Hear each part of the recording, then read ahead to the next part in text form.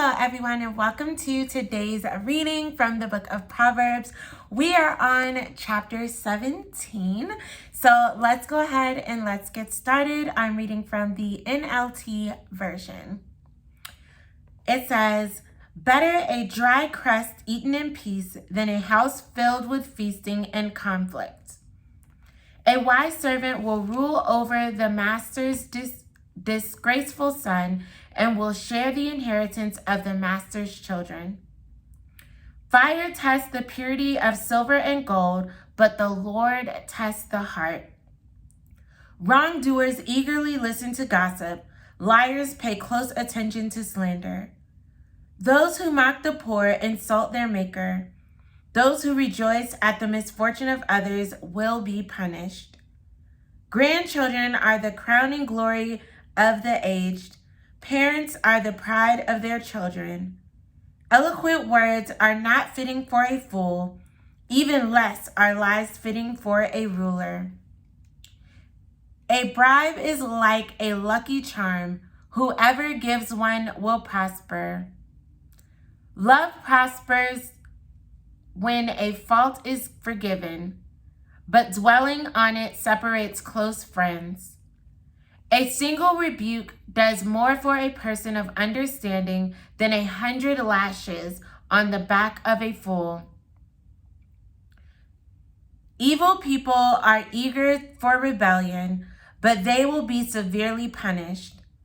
It is safer to meet a bear robbed of her cubs than to confront a fool caught in foolishness. If you repay good with evil, evil will never leave your house. Starting a quarrel is like opening a floodgate, so stop before a dispute breaks out. Acquitting the guilty and condemning the innocent, both are detestable to the Lord.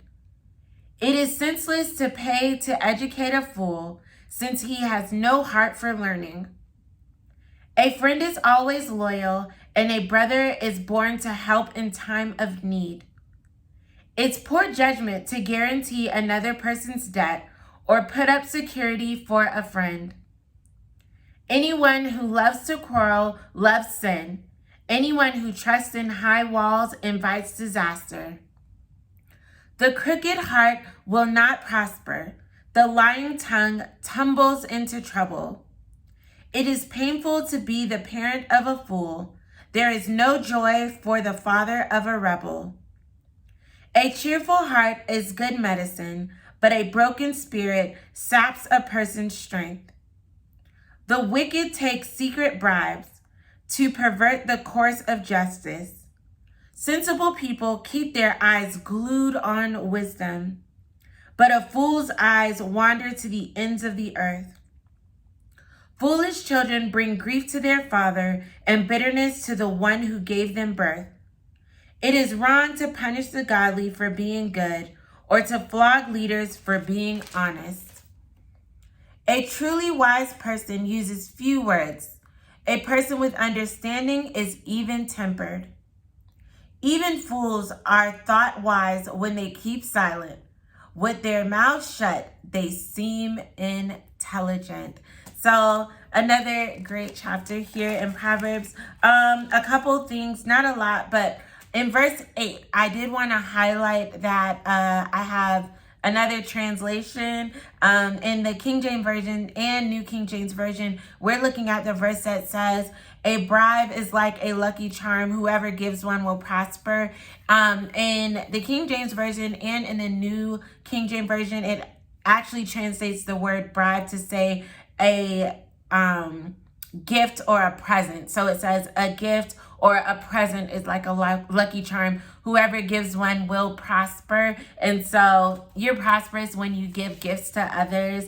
I don't know why in the NLT it's saying bribe, but I did want to highlight that because I know when I first read it, I was like, wait, what's giving? What's going on here?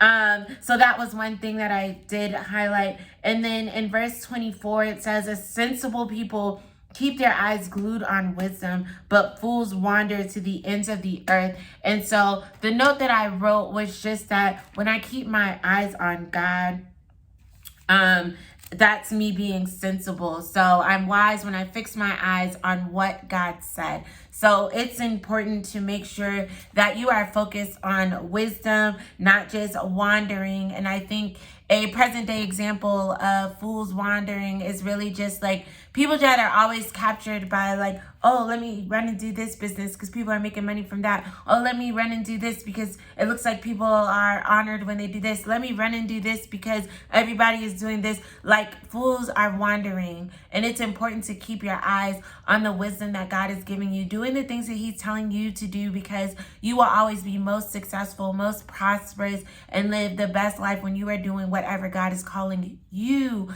to do, not just doing what everyone else is doing. Verse 27, a truly wise person uses few words. A person with understanding is even tempered. We're seeing this theme again in this chapter. Shut your mouth.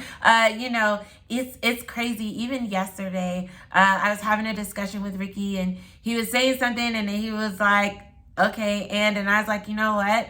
I have no words right now for what you're saying. I don't have a response. And honestly, it's because I knew the initial response that I was going to give was just a response out of like just aggravation and just how I felt. It was the end of the day. I was tired. It was a lot going on. And I knew, I was able to discern, Crystal, any answer or response that you give right now is going to be based on literally how you feel in this exact moment, not necessarily the heart or even what God is truly saying about how you all should navigate what this is moving forward. And so I was like, thanks God for this wisdom you've been given in Proverbs. Let me pause, take a minute. And so I just told Ricky, I said, I don't have a response right now. That's it. That's the only response I gave. I don't have a response right now. And so, again, I think it's important for us to listen to the wisdom of God and know when you don't have a response right now. There's a response that can be given, but it's not response that God is telling you to give. You haven't had time to really see what is God saying and know, let me take pause. We've been hearing that in so many chapters in Proverbs. Take a minute.